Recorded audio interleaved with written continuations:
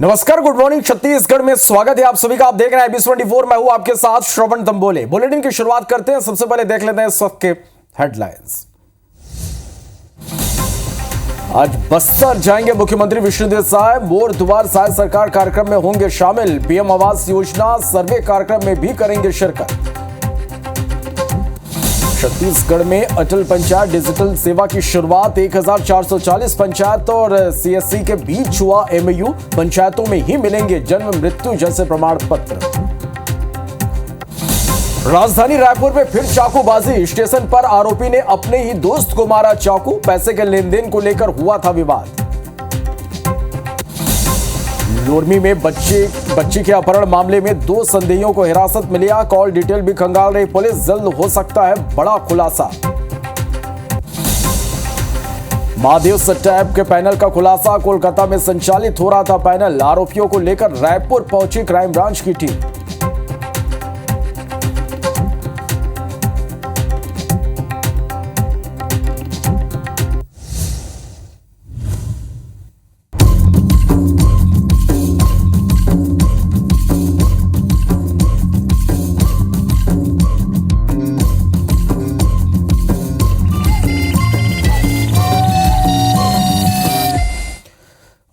Bulletin की शुरुआत करेंगे एक बड़ी खबर के साथ। बिलासपुर से बड़ी खबर है, जहां NSS कैंप में 155 हिंदू छात्रों को गुमराह कर योगा की आड़ में नमाज पढ़ाने का मामला सामने आया है।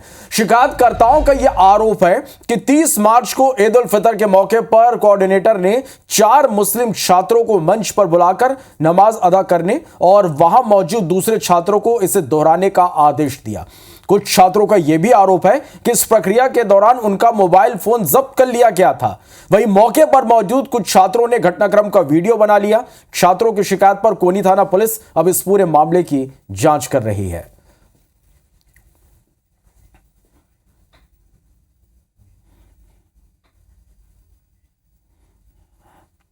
छह बजे से 7 बजे के बीच जो योगा का टाइम होता था, उस योगा के बहाने बुलाकर 150 हिंदुओं को वहाँ पे नमाज पढ़ाया गया। हम लोगों की मांग बस यही है कि वहाँ जितने NSS के कोऑर्डिनेटर हैं, प्रोग्राम ऑफिसर हैं, उन पे कार्रवाई किया जाए और उनको जो टीचर का पद मिला है, उनको जो प्रोफेसर है, जो टीचर का पद मिला है, उनको हटाया जाए। रायपुर रेलवे स्टेशन परिसर में चाकूबाजी की घटना हुई है। सनसनीखेज वारदात सामने आई है। दोस्त के पैसे लेकर बिना बताए बाल कटवाने के विवाद में युवक ने अपने दोस्त को चाकू मार दिया। पुलिस के मुताबिक देर शाम स्टेशन परिसर में मंदिर के पास 4 दोस्त शिव कुमार साहू, राम कुमार साहू, अनिकेत साहू और लक्की यादव जयपुर से रायपुर ट्रेन से उतरे थे और दूसरी ट्रेन से जांजगीर जाना था, लेकिन ट्रेन आने में देरी होने की वजह से स्टेशन से बाहर आए और आरोपी लक्की यादव से 500 रुपए लेकर बाल कटवा लिए। इसी बात का विवाद इतना बढ़ा कि लक्की यादव शिव कुमार को गालियां देने लगा और इस बीच मारपीट होने लगी। आरोपी लक्की यादव ने अपने पास रखे चाकू से शिव कुमार साहू के जांघ पर मारा और फरार हो गया। स्टेशन परिसर में हुई चाकूबाजी का CCTV सामने आया है। पुलिस फरार आरोपी की तलाश कर रही है, जबकि घायल को अस्पताल में भर्ती कराया गया है। इनके और दोस्त है शिव प्रसाद वगैरह, ये बाल कटवा दिए उसी पैसे को लेकर के। उसी बात पे विवाद हुआ। विवाद में माँ बहन के गाली गुप्तार हुआ और फिर लक्की यादव ने अपने पास रखा था चाकू, उससे शिव प्रसाद के दाहिने जंघे पे वार कर दिया। अभी आरोपी फरार हो गया मानने के बाद और इसके भी कंडीशन सामान्य बता रहे हैं। तलाश जारी है। छत्तीसगढ़ की राजधानी रायपुर में 3 साल की बच्ची से दुष्कर्म की सनसनीखेज वारदात सामने आई है। घटना का आरोपी भी नाबालिग है। पीड़ित ने परिजन की शिकायत पर पुलिस ने मामला दर्ज करते हुए आरोपी को हिरासत में ले लिया है। मामले की गंभीरता को देखते हुए पुलिस ने बच्ची को अस्पताल में भर्ती कराया, जहां उसकी हालत स्थिर है। चंद्रशेखर नगर में एक 3 साल की बच्ची के साथ कुछ अश्लील हरकत हुई है, जिसको लेकर के उसकी मां अपनी बच्ची को लेकर के थाने आई हुई थी, जिस पर से शिकायत जांच किया गया। अपराध होना साबित पाया गया तो पंजीबद्ध किया गया। मामले में आरोपी 13 साल का एक नाबालिग बच्चा है, जिसको भी अभी रक्षा में लिया गया। बच्ची की हालत अभी ठीक है। दुर्ग में बच्ची से रेप और मर्डर केस में पुलिस ने DNA और पोस्टमार्टम रिपोर्ट सार्वजनिक कर दी है। बच्ची का DNA सैंपल आरोपी के सैंपल से मैच हो गया है। जिससे यह साफ हो गया कि मृतका का चाचा ही रेप और हत्या का आरोपी है। रिपोर्ट में खुलासा हुआ कि रेप के बाद हार्ट अटैक आने से बच्ची की मौत हुई थी। वहीं दूसरी ओर बच्ची के परिजन डीएनए टेस्ट रिपोर्ट से संतुष्ट नहीं है और अभी भी आरोपी को निर्दोष बता रहे हैं। बच्ची के परिजन ने घटना की सीबीआई जांच की मांग की है। सीबीआई जांच चाहते हैं, उसके बाद उसको फांसी हो जाए, लेकिन पूरा सबूत मेरे को दिखाना चाहिए मीडिया के सामने कि सोमेश ऐसा ऐसा किया है, और सोमेश स्वयं मेरे को खड़े होकर बोलना चाहिए कि हाँ मैं दीदी ऐसा ऐसा किया हूँ अपनी भतीजी के साथ, तब तो मैं मानूंगी, नहीं तो मैं नहीं मानूंगी। बड़ी खबर है रामानुजगंज से, जहां गौ तस्करी को लेकर पुलिस ने कार्रवाई की है। पुलिस ने घेराबंदी कर 3 आरोपियों को गिरफ्तार किया है। पुलिस ने पिकअप जब्त कर 4 गौवंश को बरामद किया है। रामानुजगंज के विजयनगर पुलिस चौकी क्षेत्र का यह पूरा मामला है। तो यह बड़ी खबर आप तक पहुंचा रहे हैं रामानुजगंज से। यह बड़ी खबर है, गौ तस्कर के खिलाफ पुलिस ने बड़ी कार्रवाई की है। पुलिस ने घेराबंदी कर 3 आरोपियों को गिरफ्तार किया है। पुलिस ने पिकअप जब्त कर 4 गौवंश को बरामद किया। रामानुजगंज के विजयनगर पुलिस चौकी क्षेत्र का यह मामला है।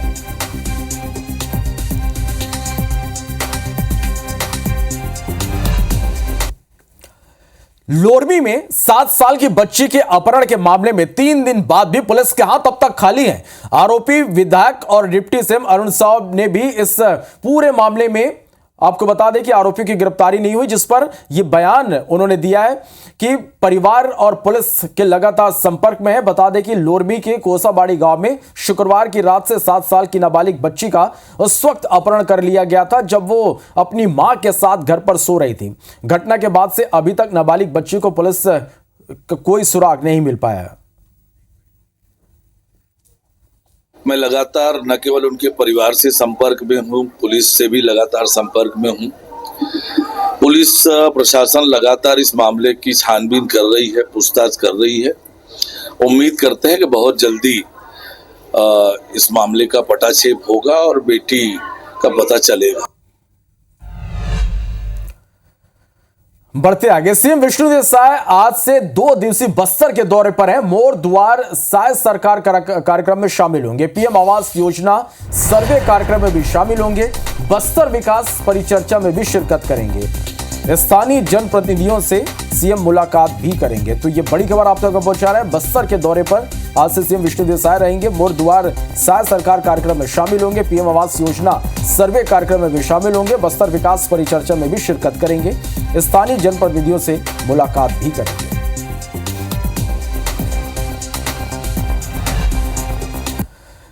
अंबेडकर जयंती के अवसर पर छत्तीसगढ़ की भाजपा सरकार ने पीएम मोदी की एक और गारंटी को लागू किया है। ग्राम पंचायत के लिए अटल ग्राम पंचायत डिजिटल सेवा की शुरुआत की गई है। प्रथम चरण में 140 विकास खंडों के 10-10 ग्राम पंचायत यानी प्रदेश के कुल 1460 ग्राम पंचायतों को लिया गया है।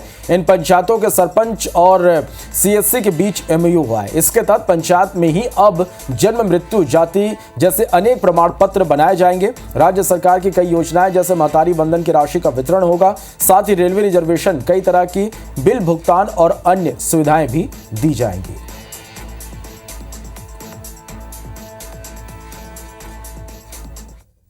अटल पंचायत डिजिटल सुविधा केंद्र के लिए एमओयू कर रहे हैं। अब वो पंचायत में ही हमारे लोगों को हर तरह की सुविधा वहाँ जन्म, मृत्यु प्रमाण पत्र से लेकर जातीय प्रमाण पत्र और भी सुविधा, वहाँ पर धान का कीमत, ये सब चीज हमारी जो माताएं बहनें हैं उनको महतारी बंधन का पैसा भी हमारे सीवीसी सेंटर से, ग्राम पंचायत भवन से ही मिलेगा। हमारे पंचायत में ही हमारे रेलवे की बुकिंग होनी चाहिए। हमारे पंचायत में ही हमारा कोई अगर बिल भुगतान है तो वह शेष है तो वह हो जाना चाहिए। हमारे पंचायत में ही हमको शहर के रेल टॉकीज की बुकिंग में जानी चाहिए। हमारे पंचायत में ही हमको हमारे राशि जितनी है, महतारी बंधन की राशि है या दूसरे पेंशन की राशि है या छात्रवृत्ति है या दूसरी जो भी राशियां हैं, ये हमको हमारे ग्राम पंचायत में जो सीएससी आज ग्राम पंचायतों के साथ अनुबंधित हो रहे हैं उसके माध्यम से ही हमको मिल जानी चाहिए। कांग्रेस के राष्ट्रीय अधिवेशन में लिए गए निर्णय के आधार पर छत्तीसगढ़ कांग्रेस अब निष्क्रिय पदाधिकारियों की सूची तैयार कर रही है। युवा कांग्रेस भी 200 से अधिक निष्क्रिय पदाधिकारियों की लिस्ट तैयार कर रही है। इसमें 2 दर्जन ऐसे जिला अध्यक्ष जो काफी दिनों से निष्क्रिय हैं। एनएसयूआई ने रायपुर जिले में ही अपने 62 पदाधिकारियों को हटा दिया है। वहीं 30 को नोटिस जारी किया गया है। जानकारी के अनुसार महिला, पिछड़ा, अल्पसंख्यक कांग्रेस सहित सभी संगठन को निष्क्रिय पदाधिकारियों की लिस्ट बनाने के निर्देश दिए हैं। युवा कांग्रेस के प्रदेश अध्यक्ष आकाश शर्मा ने कहा कि आने वाले दिनों में कांग्रेस के राष्ट्रीय अधिवेशन में लिए गए निर्णय के अनुसार कई पदाधिकारियों को हटाया जाएगा। वहीं ऊर्जावान और सक्रिय कार्यकर्ताओं को जिम्मेदारी दी जाएगी। इस पर भाजपा ने चुटकी ली है।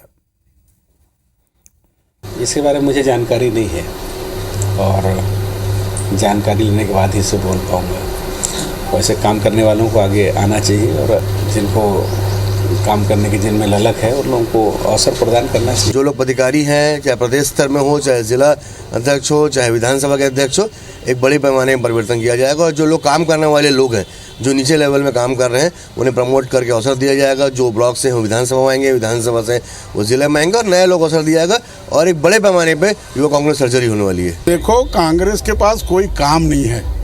कांग्रेस इतना जो कमाई का रास्ता ढूंढ रही थी पिछले 5 साल तक, छत्तीसगढ़ को लूट के जीरो कर दिया। लग रहा है कि हमारी सरकार आ जाएगी। आपको पंच से लेकर के पार्लियामेंट तक जनता ने आपको रास्ता बता दिया। आप उसी रास्ते में जा और आपका मन संतोष नहीं हुआ, हिमालय में जाके तप करो। दुर्ग से एक बड़ी खबर मिल रही है, जहां जैन मंदिर के दान पेटी से चोरी हुई है। 1 साल से दान की पेटी नहीं खुली थी। चोरी का सीसीटीवी फुटेज सामने आया। पद्मनापुर थाना पुलिस इस पूरे मामले की जांच में अब जुटी हुई है। तस्वीरें आप देखिए, ये बड़ी खबर है दुर्ग से, जहां दान पेटी से पैसे चोर उड़ा ले गए। 1 साल से दान की पेटी नहीं खुली थी। चोरी का सीसीटीवी फुटेज सामने आया। पद्मनापुर थाना पुलिस इस पूरे मामले की जांच में जुटी हुई है। आकाश हमारे संवाददाता फोन लाइन पे जो। आकाश, कब की ये घटना है और चोरों के बारे में क्या कोई जानकारी मिल पाई? देखिए, देर रात को जो चोर है उन्होंने अपने इसको अंजाम दिया है, घटना को अंजाम दिया है। जिस तरीके से सीसीटीवी फुटेज सामने आया है उसके आधार पर एक जो चोर है वो लोहे के रॉड से आकर के दरवाजे को खोला। उसके बाद वो जहां पर दान पेटी रखा हुआ था वहां पहुंच करके दान पेटी को भी ताला तोड़ करके उसमें से जो राशि है उसको लेकर के चंपत हो गया। इस पूरे मामले में पद्मनापुर थाना पुलिस जांच में जुटी हुई है। जिस तरीके से ये भी बात सामने आ रही है कि जो मंदिर है, मंदिर परिसर में कई कैमरे लगे हुए थे, लेकिन वहां जो भीतर का कैमरा है जहां पर दान पेटी रखा था जिसमें तोड़ करके वो बाहर निकला है, वो कैमरा जो वो कैमरा है वो खराब था। ऐसे में जो कैमरा जिससे फुटेज भी दिख रहा है वो फुटेज भी क्लियर नहीं आ रहा है। ऐसे में चोरों तक पहुंचने में पुलिस को काफी मशक्कत करनी पड़ रही है। अब ये सामने आ रहा है कि इस दान पेटी में जो कि 1 साल से नहीं खुला था और इसमें लाखों रुपए होने की संभावना जताई जा रही है। हालांकि इसकी पुष्टि अभी तक नहीं हो पाई है। अब पुलिस पूरे मामले की जांच कर रही है। जी चलिए, बहुत बहुत शुक्रिया आकाश इस पूरी जानकारी के लिए।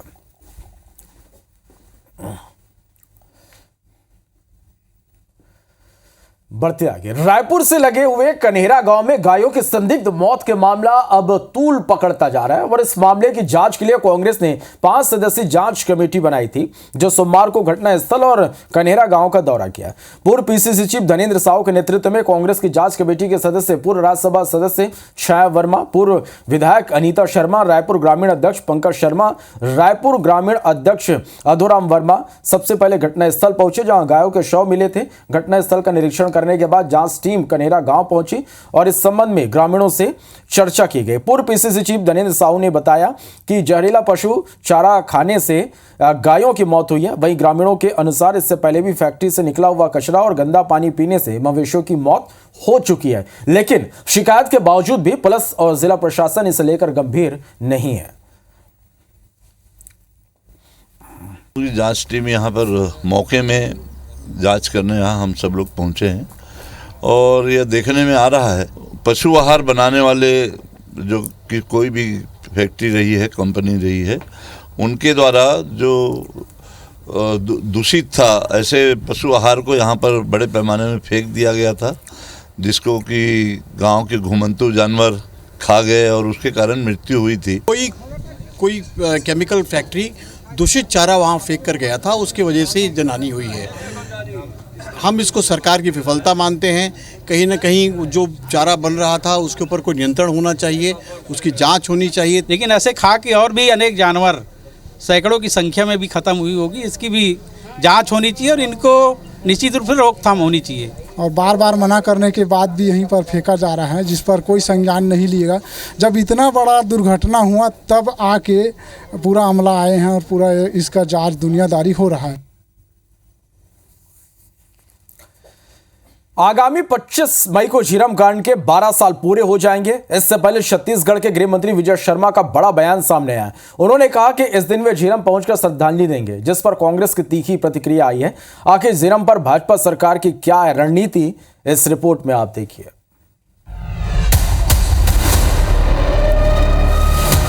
जिस दिन को नक्सलियों ने इतने लीडर्स को छत्तीसगढ़ के मार दिया था, उस दिन हम वहां जाकर के उनको श्रद्धांजलि अर्पित करेंगे। शहीदों के प्रति यदि सहानुभूति है तो जांच करना चाहिए। 25 मई 2023 की झीरम घटना, इस दिन को कोई नहीं भूल सकता, जहां छत्तीसगढ़ कांग्रेस के कई वरिष्ठ नेता कार्यकर्ता और जवानों को नक्सलियों ने मार दिया। आगामी 25 मई को इस घटना को 12 साल पूरे हो जाएंगे, लेकिन अब भी इस घटना को लेकर कोई भी तथ्य तत्कालीन कांग्रेस और वर्तमान भाजपा सरकार के सामने नहीं आए। केंद्र की एनआईए और राज्य की एसआईटी की रिपोर्ट भी अब तक फाइलों में है। इन सब के बीच छत्तीसगढ़ में मार्च 2026 नक्सल खत्म करने की डेडलाइन के बाद परिस्थितियां बदली सी नजर आ रही हैं। इस बीच गृह मंत्री विजय शर्मा का बड़ा बयान भी सामने आया है। उन्होंने कहा है कि झीरम कांड के दिन हम वहां जाएंगे और सभी को श्रद्धांजलि देंगे। इस पर पूर्व मंत्री धर्मेंद्र साहू ने नक्सल मामले में बीजेपी सरकार की रणनीति पर सवाल उठाए। इतनी बड़ी घटना है झीरम की घटना, उसके लिए मैं नहीं सोचता हूँ कि मन में क्यों पीड़ा नहीं है। हमको पीड़ा है। उसके बावजूद अगर किसी को सिर्फ राजनीति करनी है और सिर्फ विरोध के लिए विरोध करना है तो कौन क्या कर सकता है। इससे खाली जाकर के वहां श्रद्धांजलि देने से उनकी जो है दायित्व पूरा नहीं हो जाता। आज जो सरकार में बैठे हैं, आज उनकी जिम्मेदारी होती है ये कि पूरे उस मामले की जांच करानी चाहिए। जांच करा करके जो दोषी लोग हैं उनको सजा देवे। दरअसल बीजेपी की साया सरकार में नक्सलियों पर जबरदस्त कार्रवाई हो रही है। इसीलिए झीरम पीड़ित कांग्रेस नेता सुरेश शर्मा और पूर्व मंत्री टीएस सिंहदेव ने भी नक्सलियों पर कार्रवाई की तारीफ की थी। इस स्थिति में अब भाजपा सरकार को लगता है कि झीरम घटना स्थल पहुंचकर तमाम लोगों को श्रद्धांजलि देकर सभी के मन को जीता जाए और एक विश्वास जगाया जाए। सौरभ सिंह परिहार, IBC 24, रायपुर।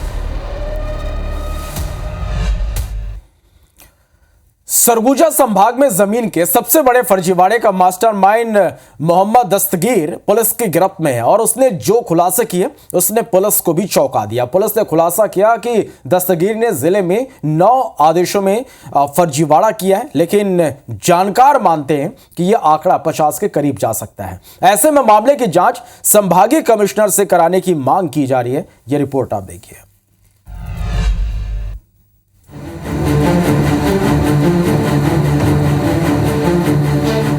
बिल्कुल ओरिजिनल दिख रहे राजस्व मंडल के आदेश फर्जी हैं, जिससे सरगुजा में संभाग का सबसे बड़ा फर्जीवाड़ा किया गया। सबसे पहले IBC 24 ने इस फर्जीवाड़े का खुलासा किया था, जिसके बाद पुलिस ने FIR दर्ज की और मामले के मास्टरमाइंड मोहम्मद दस्तगीर को गिरफ्तार किया। पुलिस रिमांड में दस्तगीर ने जो खुलासा किया वो चौंकाने वाला है। बता दें कि दस्तगीर बलरामपुर जिले का निवासी है और वो सदर भी रह चुका है।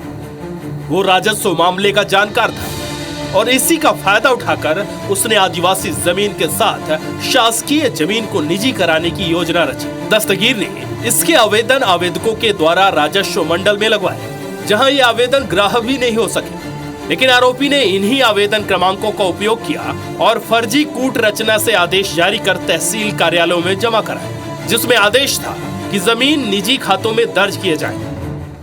पुलिस जांच में यह भी पता चला कि इस मामले में और भी लोग संदिग्ध हैं, जिनकी जांच पुलिस कर रही है।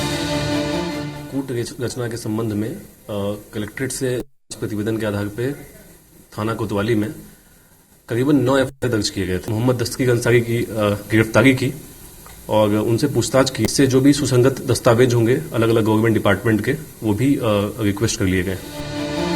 राजस्व मामलों के जानकार मानते हैं कि फर्जीवाड़ा का ये मामला सिर्फ सरगुजा जिले में नहीं बल्कि पूरे संभाग में है।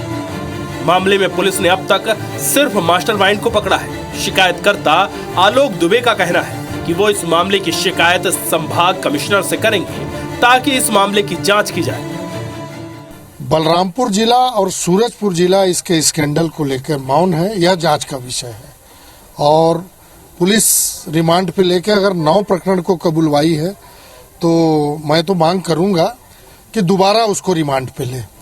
पूछताछ में मोहम्मद दस्तगीर अंसारी ने जो खुलासे किए उससे प्रशासन और पुलिस भी हैरान है। ऐसे में अब देखना होगा कि इस मामले में और कितने लोगों की गिरफ्तारी होगी। अभिषेक सोनी, IBC24 सरगुजा। इस बीच रायपुर से एक बड़ी खबर है, जब महादेव ऑनलाइन सट्टा ऐप के पैनल का खुलासा हुआ है। कोलकाता से संचालित सट्टा पैनल का खुलासा हुआ है। आरोपियों को लेकर रायपुर पुलिस क्राइम ब्रांच की टीम पहुंची हुई है। मंगलवार शाम तक इस पूरे मामले का खुलासा होगा। तो ये बड़ी खबर आप तक हम पहुंचा रहे हैं रायपुर से, जहां महादेव ऑनलाइन सट्टा ऐप के पैनल का खुलासा हुआ है। कोलकाता में संचालित हो रहे सट्टा के पैनल का खुलासा हुआ है। आरोपियों को लेकर क्राइम ब्रांच की टीम रायपुर पहुंची और मंगलवार शाम यानी आज शाम तक इस पूरे मामले का खुलासा हो सकता है।